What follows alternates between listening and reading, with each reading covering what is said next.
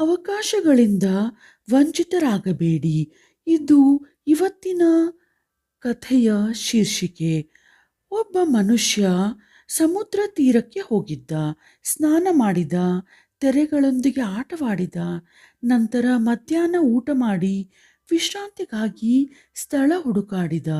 ಹತ್ತಿರದಲ್ಲೆಲ್ಲೂ ಮರಗಳಿರಲಿಲ್ಲ. ಮುಂದೆ ಕೆಲವು ದೊಡ್ಡ ದೊಡ್ಡ ಬಂಡೆಗಳಿದ್ದವು. ಅವುಗಳ ಹಿಂದೆ ಬೆಟ್ಟದ ಪ್ರದೇಶವಿತ್ತು. ಈತ ಬೆಟ್ಟದ ಕಡೆಗೆ ನಡೆದ. ಅಲ್ಲಿ ಮರಗಳ ಕೆಳಗೆ ಮಲಗಿ ವಿಶ್ರಾಂತಿ ಪಡೆಯುವುದು ಅವನ ಉದ್ದೇಶವಾಗಿತ್ತು. ಅವನಿಗೆ ಮರಗಳ ಹಿಂದೆ ಒಂದು ಗುಹೆ ಕಾಣಿಸಿತು. ಕುತೂಹಲದಿಂದ ಅಲ್ಲಿಗೆ ಹೋದ. ಅದೊಂದು ದೊಡ್ಡ ಗುಹೆಯಾಗಿತ್ತು. ಸಾಕಷ್ಟು ಸ್ವಚ್ಛವಾಗಿಯೂ ಇತ್ತು. ಯಾರೋ ಅಲ್ಲಿ ಇದ್ದು ಹೋದ ಲಕ್ಷಣಗಳಿದ್ದವು. ಯಾರೋ ಗರಿಯ ಚಾಪೆಯನ್ನು ಹಾಸಿ ಬಿಟ್ಟು ಹೋಗಿದ್ದಂತೆ ಕಾಣಿಸುತ್ತಿತ್ತು. ಇವನು ಚಾಪೆಯ ಮೇಲೆ ಮಲಗಿ ನಿದ್ರೆಗೆ ಹೋದ. ಗುಹೆ ಬಹಳ ತಂಪಾಗಿತ್ತು. ಚೆನ್ನಾಗಿ ಗಾಳಿ ಕೂಡ ಬರುತ್ತಿತ್ತು. ಒಂದೆರಡು ತಾಸು ನಿದ್ರೆ ಮುಗಿಸಿ ಎದ್ದ. ಮೈ ಮುರಿದು ಹೊರಡಲು ಸಿದ್ಧನಾದ.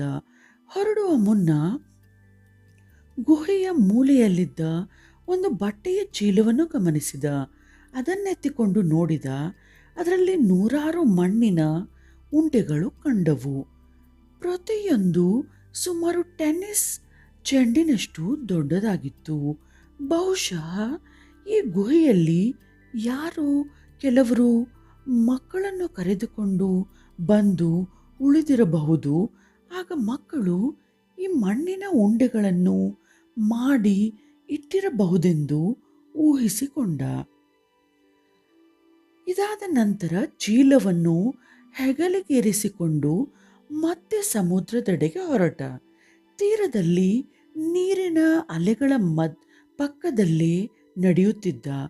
ಆಗ ಚೀಲದ ಭಾರವನ್ನು ಕಡಿಮೆ ಮಾಡಬೇಕೆನಿಸಿತು ಅವನಿಗೆ.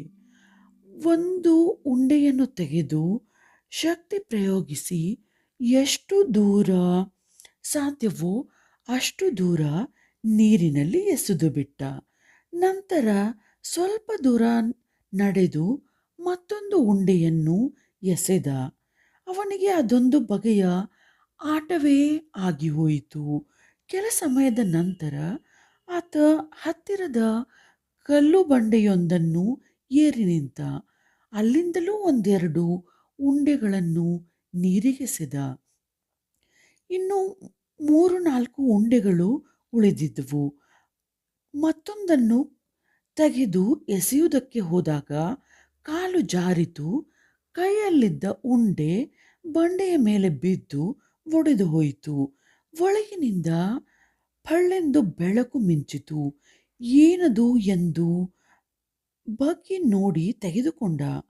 ಅದೊಂದು ಹೊಳೆಯುವ ವಜ್ರವಾಗಿತ್ತು. ಅವನಿಗೆ ಬಹಳ ಆಶ್ಚರ್ಯವಾಯಿತು. ಉಳಿದೆರಡು ಉಂಡೆಗಳನ್ನು ಒಡೆದು ನೋಡಿದ.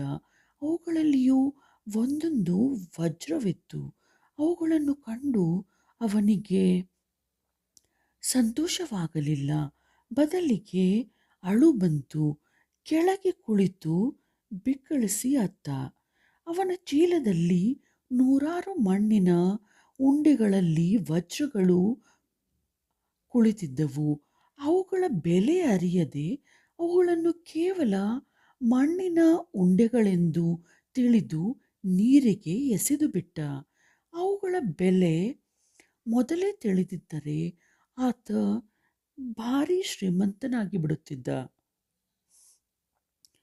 ನೋಡಿದ್ರಲ್ಲ ಸ್ನೇಹಿತರೆ, ನಾವು ಕೆಲವೊಮ್ಮೆ ಬಂದ ಅವಕಾಶಗಳನ್ನು ಕಳೆದುಕೊಳ್ಳುತ್ತೇವೆ. ನಮ್ಮ ಜೀವನದಲ್ಲಿ ನಮಗೆ ಬೇಕೋ ಬೇಡವೋ ನೂರಾರು ಘಟನೆಗಳು ನಡೆದು ಹೋಗುತ್ತವೆ. ನೂರಾರು ಜನರ ಸಂಪರ್ಕ ಬರುತ್ತದೆ.